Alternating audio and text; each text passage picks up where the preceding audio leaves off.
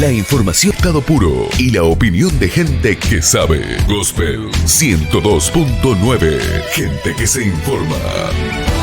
Estás en 102.9 Gospel FM Gospel. GPS de Noticias se detiene en este segmento para compartir información específica.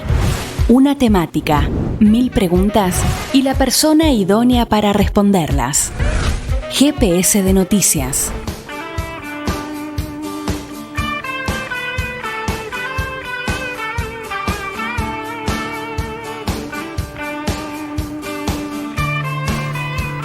Estamos en un nuevo bloque de GPS de Noticias y en relación al día de ayer, el Día del Respeto por la Identidad Cultural, vamos a hablar de feminismo interseccional aquí en la columna de género en clave feminista de Juli Fernández. ¿Cómo estás, Juli? ¿Todo bien? Hola, Juli. Buen día, chicas, Carly, Marcos y también a Franco. Gracias por abrir este nuevo espacio, en este caso para hablar, era por lo menos la propuesta que vamos a intentar traer miércoles a miércoles. Por suerte se han dado como fechas que han podido llevarnos a analizar distintas aristas de los feminismos, porque no hay una única forma de habitar el feminismo, pero sobre todo esta que me parece sumamente interesante y que creo que una vez que la conoces ya te empieza a hacer ruido el feminismo blanco o hegemónico, como se suele decir, que es por ahí cuando alguien empieza a incursionar o a problematizar las primeras cuestiones en torno a ¿soy feminista o no? ¿Qué pienso de esto? Capaz terminás cayendo en ese como modelo más hegemónico, si se quiere, de feminismo, que no es que esté mal, pero está bueno conforme pasa el tiempo ir interiorizándose un poco más en otro tipo de opresiones que de alguna manera terminan atravesando y que hacen que haya inclusive dentro de las propias mujeres, que por supuesto son la mitad de la población y en muchas situaciones ya, no estoy diciendo nada nuevo, nuestros derechos se nos ven vulnerados, sino que es aún más profunda esa desigualdad cuando hay alguna cuestión que tiene que ver con clase social, con etnia, con pertenecer a alguna comunidad de los pueblos originarios, que hace que esa desigualdad no se atraviese de la misma manera y haya mujeres con mayores privilegios que otras. Entonces me parece muy interesante que podamos plantear esto y dicho eso, de esta breve introducción, vamos a avanzar, si les parece, con el tema que trajimos hoy, que usualmente se denomina feminismo interseccional o feminismo decolonial, a partir de la fecha del día de ayer, no el Día del Respeto por la Diversidad Cultural.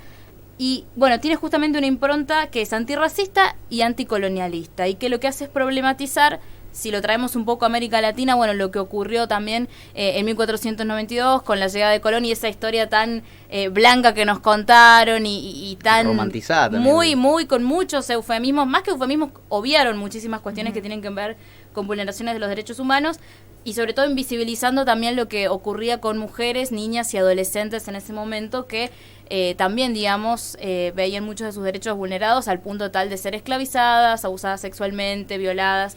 Y bueno, un poco trayendo y tratando de resignificar esa historia es que traemos este tema a colación. Hay un artículo interesante de Javiera Cubilos Almada que habla de la importancia de la interseccionalidad en la investigación feminista. Es un poco académico, pero hay algunos conceptos que está bueno que podamos interiorizarnos y de ahí también tratar de bajarlo un poco más a lo que pasa acá en Río Cuarto con sobre todo algunas activistas que tratan de, más allá de la lucha que llevan por los derechos de las mujeres y diversidades, hacerlo desde esta mirada interseccional.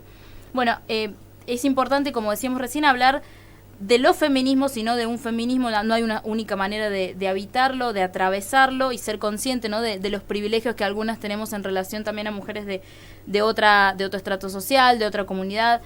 Pero bueno, la discusión me parece muy interesante, que está instalada hace tiempo, y es el tema de la necesidad de un feminismo interseccional que comprende cómo el sistema patriarcal se articula a su vez con otros sistemas de opresión y hacen que esas desigualdades terminen afectando de una manera más profunda y diferente, en el caso, como decíamos recién, mujeres negras, mujeres de los pueblos originarios, mujeres pobres, mujeres lesbianas, travestis y trans. Bueno, por eso también es interesante rescatar que cuando hablamos del encuentro, comúnmente decimos el Encuentro Nacional de Mujeres, pero en realidad es el Encuentro Plurinacional de Mujeres, Lesbianas, Travestis y Trans. Bueno, se amplía el concepto porque justamente lo que se está buscando, me parece, o por lo menos las discusiones que se están dando en Argentina es, bueno, tratar de pensar en un feminismo interseccional y que no sea ese feminismo blanco, hegemónico, o que lamentablemente en otros países como España, el famoso TERF, digamos, claro, el movimiento TERF, que es bastante trans excluyente y me parece que termina siendo contraproducente en esta lucha que llevamos adelante.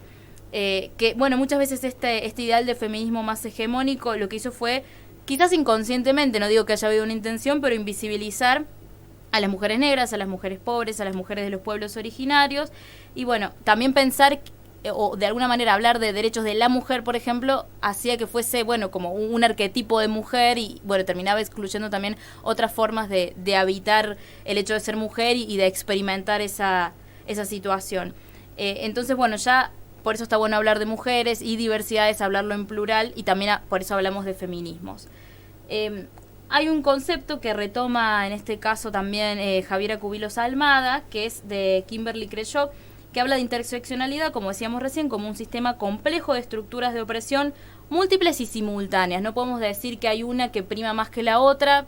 En algunos casos capaz es un poco más evidente, pero se dan de manera simultánea. Está la estructural, que son los sistemas de discriminación, que tienen como una repercusión de manera más directa y específica en la vida de esas personas que pertenecen a estos colectivos, lo que pasa por ahí un poco más por su etnia, por género, por clase social. Pero también está la interseccionalidad política, que ahí ya tiene que ver un poco más con las instituciones, con el Estado, y que son las estrategias políticas que solo se centran en una dimensión de la desigualdad, marginando de sus agendas a aquellas sujetas y o grupos que tienen una situación de exclusión que merece otro tipo de atención por verse atravesados por estas interseccionalidades que decíamos, ¿no?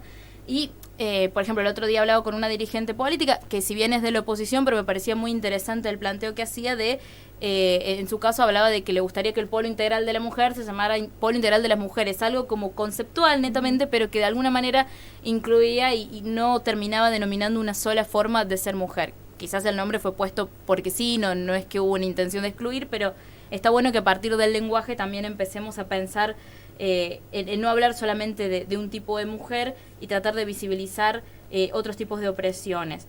Esta interseccionalidad política, digamos, es la que termina invisibilizando todavía más, como decíamos, excluyendo de las agendas del Estado, de las instituciones, a estas mujeres y diversidades que al formar parte o al no formar parte, mejor dicho, de la hegemonía blanca, clase media o cis, terminan, digamos, sufriendo las desigualdades de una manera más profunda que el resto, digamos, de las mujeres cis blancas, clase media. Hay una matriz de dominación, dice Javiera Cubillos, que organiza el poder a nivel global y entiende estos sistemas de opresión que están, como decíamos, en interacción mutua y que inclusive a veces se manifiestan de manera, como dicen, contradictoria. Una mujer, por el hecho de ser mujer, seguramente atraviese por más dificultades, desigualdades que un varón, pero siendo de clase alta es como que esa brecha se achica. Esas son las cuestiones por ahí de la interseccionalidad que considera Javiera Cubillos que pueden entrar hasta en contradicción y que modifican también el modo en que las personas y grupos experimentan esa opresión.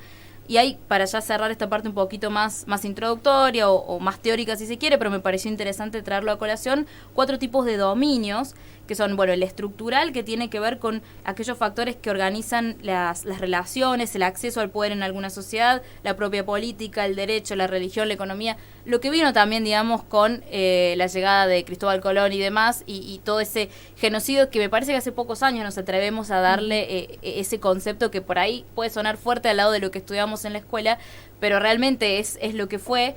Y que de alguna manera fue un dominio estructural, realmente lo seguimos viviendo hasta el día de hoy, vemos sus consecuencias.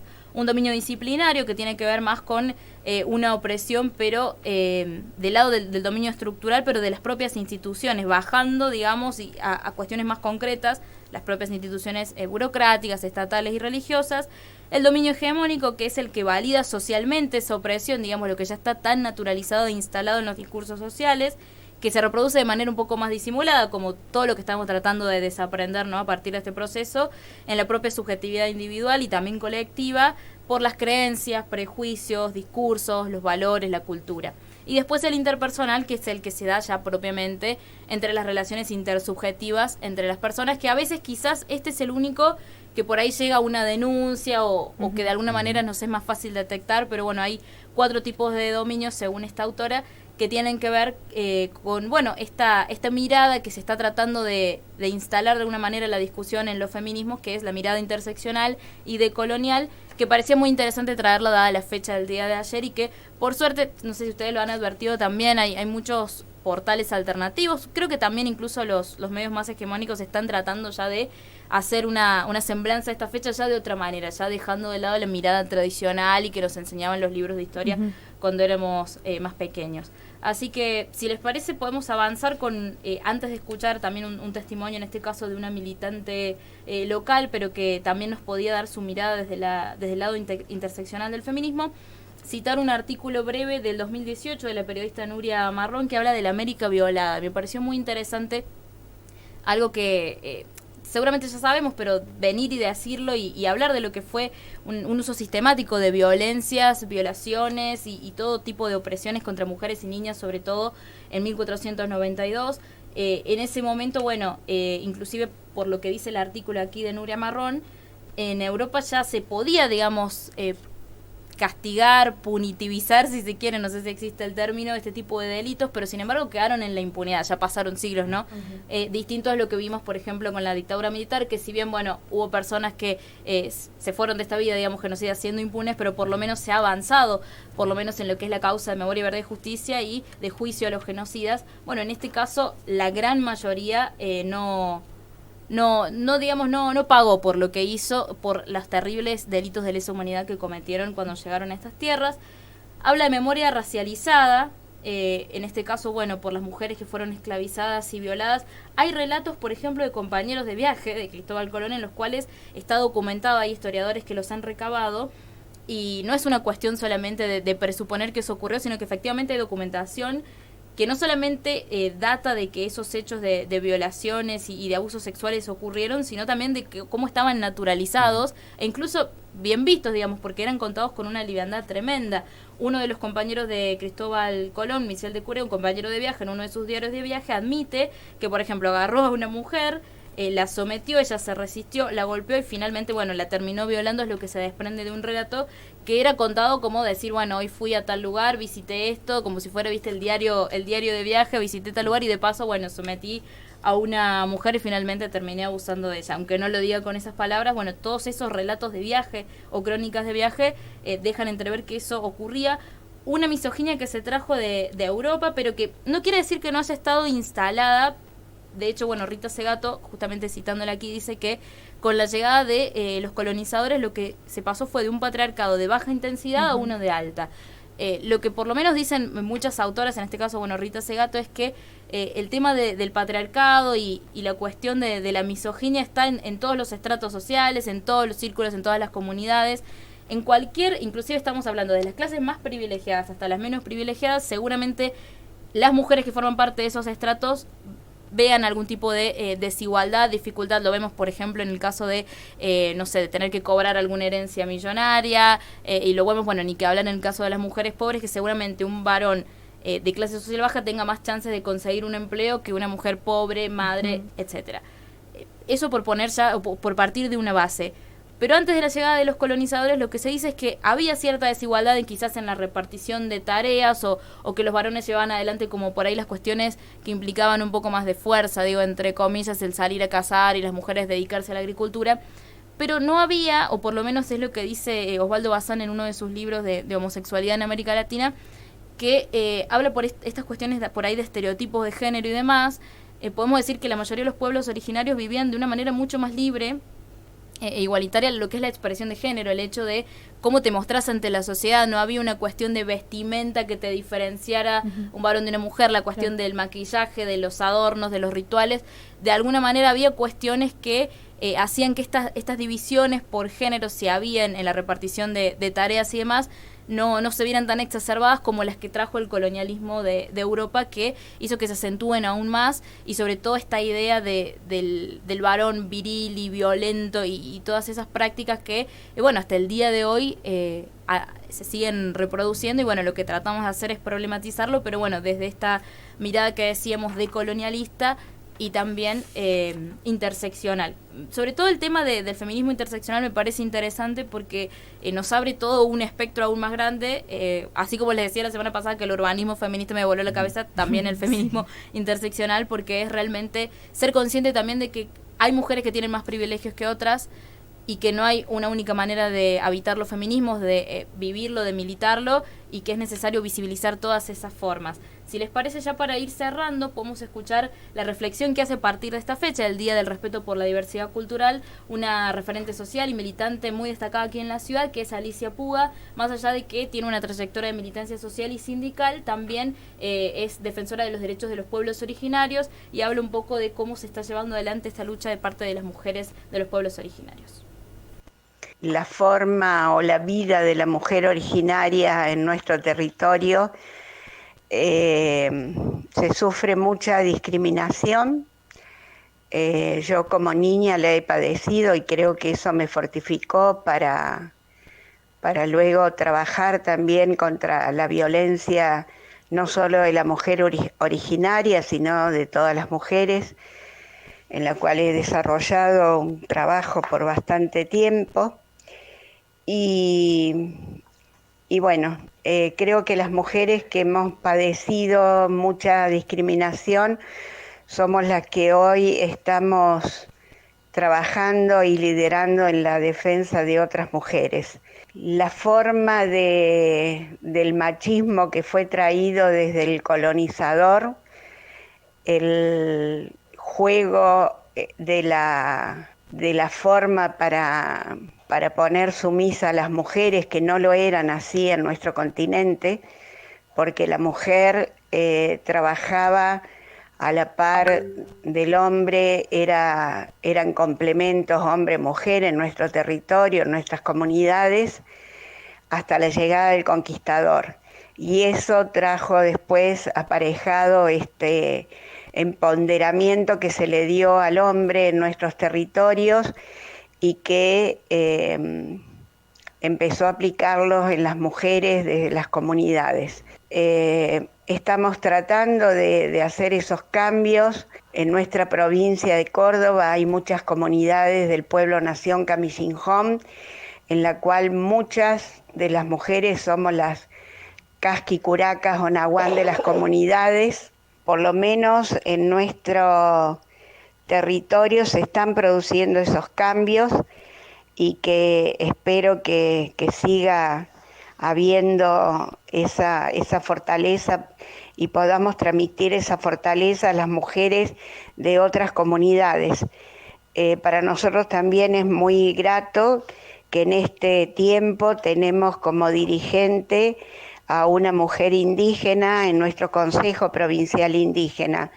Entonces, en este caminar, en este andar, para nosotros es muy importante resaltar la labor, el conocimiento y la trayectoria de nuestras mujeres.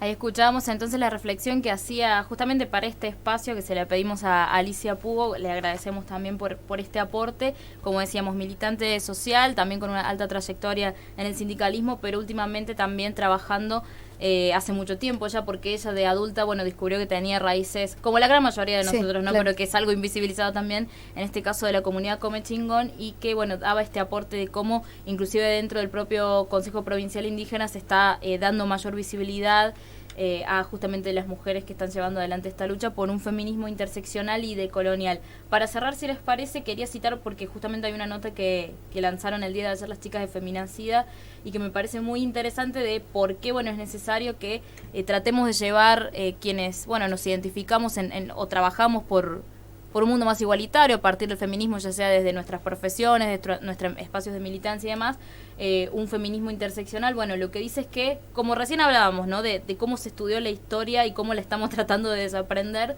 bueno, siempre se estudia la historia de los feminismos marcando el ascenso de derechos, pero las luchas que se visibilizan más siempre son las luchas blancas, entre comillas, la mujer ciudadana blanca europea que buscaba el derecho a sufragar, por ejemplo. Y esto de alguna manera termina anulando aquellas otras luchas, las de las mujeres campesinas e indígenas en América Latina, por nombrar algunas de ellas. Lo que dice es que, bueno, no se trata de menospreciar las posibilidades emancipatorias que ha dado el feminismo hasta el momento, pero ya que se ha ganado terreno, nos podemos dar el tiempo y el espacio para atender a las particularidades, digamos, internas que hay para incluir a todes, digamos, a todas las comunidades que se puedan ver atravesadas por los feminismos, como dijimos, desde las propias diversidades y disidencias, las mujeres afrodescendientes, las mujeres indígenas, las mujeres pobres. Es evidente que hay condiciones que son universalizantes, dicen aquí las colegas de Feminacidad, Lo que hay que mencionar es que los movimientos de mujeres indígenas de diversas naciones hablamos de la complementariedad y dualidad de la vida, y muchas no se terminan reconociendo como feministas, bueno, por verse de alguna manera excluidas en esa representación de las luchas que llevan adelante por ahí las mujeres cis, hetero, blancas. Lo que dice, aprendemos con las compañeras feministas a dialogar sobre las imposiciones del capitalismo y el patriarcado sobre nuestros cuerpos racializados y empobrecidos, pero a su vez tenemos en nuestras historias la lucha de mujeres guerreras e insurgentes combatiendo contra la esclavitud y trata esclavista de las coronas europeas en Abya Yala. Lo que dicen, a modo de conclusión, es: diremos entonces que el feminismo decolonial aporta en lo comunitario cuando recuperamos esas identidades duales y complementarias que muchas veces no se significan en el feminismo o en lo que tradicionalmente hemos conocido como feminismo, pero sí en la lucha contra el patriarcado, el capitalismo y el colonialismo, que bueno, deberían también formar parte de nuestro análisis, de nuestra militancia, ya sea desde el lugar que ocupemos, para tratar de abrir un poquito más el abanico y ver un poco más allá de las propias opresiones que sufren la mayoría de las mujeres. Muy bien, Juli, muy bien, muy bueno, muy bueno. Re importante que los feminismos podamos rediscutir un montón de cosas, porque a veces pasa eso, ¿no? Se generan algunas discordancias que justamente son por esto, que no estamos teniendo una visión transversal de lo que son los feminismos. Y pensaba esta cuestión de cómo traspolamos el concepto de colonialismo con respecto a nuestros cuerpos, ¿no? Como la posibilidad de ser autónomas, de poder decidir sobre nuestros cuerpos y cómo nos han colonizado y cómo nos han oprimido, que es exactamente lo que sucedió allá por el 1400. Claro, con el tema de, como decíamos, desde una cuestión bien estructural que sigue presente, desde la religión, desde la imposición que se terminó dando, está bueno, vemos cómo la conquista se dio siglos después, lo podemos decir acá en Argentina, con el derecho en este caso al acceso de la interrupción voluntaria del embarazo, por nombrar alguna de tantas. Pero también eso que decías, Carly, me parece muy interesante, de cómo, más allá de las discusiones que damos por ahí con quienes son un poco más reacios o reacias al feminismo, que por ahí nos parece que es como volver siempre sobre lo mismo, pero lo interesante que es cuando se dan hacia adentro de los feminismos y nos damos cuenta que también estamos alienados y alienadas en un montón de otras cuestiones, que bueno, está bueno, a partir de la propia discusión y de la problematización, nos lleva como a nuevas conclusiones. Como decíamos también el otro día cuando hablábamos de urbanismo feminista y de decir, bueno, no existe un modelo neutro de ciudad cuando se planifica, claro. Pero así parece, como por lo menos los estados siempre lo trabajan. Decíamos que ahora estaban trabajando con el concepto de movilidad urbana y de planificación, como si fuese lo mismo para todos y todas, y no es así. Bueno, lo mismo tendría, o esa misma discusión también se da hacia dentro de los feminismos. Bueno, esas opresiones que vos podés estar viviendo como mujer blanca, clase media, bueno, no son las mismas o son incluso mucho más profundas en otros estratos sociales, en otras comunidades, y está bueno que puedas ver un poco más allá. Y es por eso que hay que incluir a más sectores, y por más que se termine haciendo, como muchos dicen, un chorizo de nombre como el Encuentro Plurinacional de Mujeres Lesbianas, Travestis y Trans y No Binarias y demás, es necesario que se den esas discusiones, que se incluyan esos colectivos y que nos escuchemos más. Por eso, más allá del material que podemos traer, que haría que escuchemos a Alice Pugo, porque quién mejor que una propia mujer militante, digamos, perteneciente a esa comunidad, que nos pueda ilustrar un poco más cómo se está viviendo, pero también cómo se está avanzando, bueno, cuando nos decía que hay una propia mujer que está presidiendo el Consejo Provincial Indígena. Así que bueno, eso como para darle un cierre a este espacio que en esta semana, bueno, trajo un poco, o tomó como disparador lo que fue el Día por el Respeto de la Diversidad Cultural, y nos da cuenta de que los feminismos atraviesan, bueno, toda nuestra vida y son transversales a todo, y está bueno que podamos hacer el análisis desde ese lugar. Bueno, muchas gracias, Juli, por generarnos la conciencia, ver en dónde estamos alienados o en dónde falta un poco más de conciencia, ¿no? Para poder pensar todas estas cuestiones. También nosotros, porque somos jóvenes y hemos estado también hablando de lo que fue la conquista, la colonización, ¿no? Pero no todos ni todas lo viven de esa manera, ¿no? Todavía hay reminiscencias del 12 de octubre como Día de la Raza, ¿no? Y está bueno también que has podido combinar ambas cosas. Te quería pedir que si podías recordar la bibliografía. Lo último fue La lucha feminista será interseccional o no será, de Feminacida, y ¿qué más había? Y hay un artículo que es de Javiera Cubillos Almanda, lo pueden googlear tranquilamente, es La importancia de la interseccionalidad de la investigación feminista. Todo lo que hablamos de la interseccionalidad estructural, política y los 4 tipos de dominios están allí, así que pueden googlear tranquilamente. Javiera Cubillos Almanda, importancia de la interseccionalidad en la investigación feminista. también lo vamos a poner Perfecto. en el epígrafe de la columna cuando lo Sí. subamos en nuestras redes sociales y todos podemos interiorizarnos un poquito más. Y también de a poquito, ¿no? Porque es un masazo, Juli, todo lo que nos trae, por suerte, Pero, por suerte, digo. pero muchas de las cosas, o sea, lo que hemos traído hasta estas 3 secciones, 3 columnas que hemos tenido, a veces las terminé de problematizar el día antes, así que yo voy con ustedes, digamos. Hay Bien. cosas que a Bien, lo mejor bien. las escuché en su momento, pero no me interioricé hasta no traer el material aquí, así que es algo, no es que hay alguien que esté adelante ni nada, sino que todos estamos haciendo ese proceso y está bueno, porque seguramente hay algo que nos falta y está bueno, Obvio, estamos aprendiendo todo el tiempo. Tal En cual. una próxima oportunidad seguir profundizando en ese sentido y abrir nuevas aristas. Y Está bueno que buenísimo. se dé de esta manera colectiva. Así que bueno, muchas gracias, Juli, por otra columna en Clave Feminista. Hoy hablamos de feminismo interseccional. Gracias, Juli. Muchas gracias a ustedes.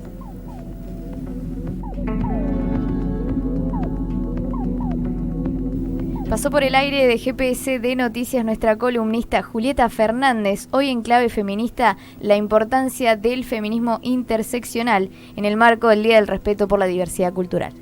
102.9 Gospel, gente que se informa. En Río Cuarto, tus contribuciones municipales no llegan más en papel. A partir del 1 de enero del 2022, los cedulones de inmobiliario, automotor y EMOS dejarán de llegar a tu domicilio. Adherite al cedulón 100% digital ingresando en riocuarto.gov.ar. Es muy fácil y en 3 simples pasos. De este modo, con el programa Ahora Digital, nos sumamos a la despapelización del Estado municipal para reducir la contaminación del planeta. Recordá, ingresá en riocuarto.gov.ar, adherite al cedulón 100% digital y sé parte del cuidado del ambiente con Ahora Digital. Secretaría de Economía, Gobierno de Río Cuarto.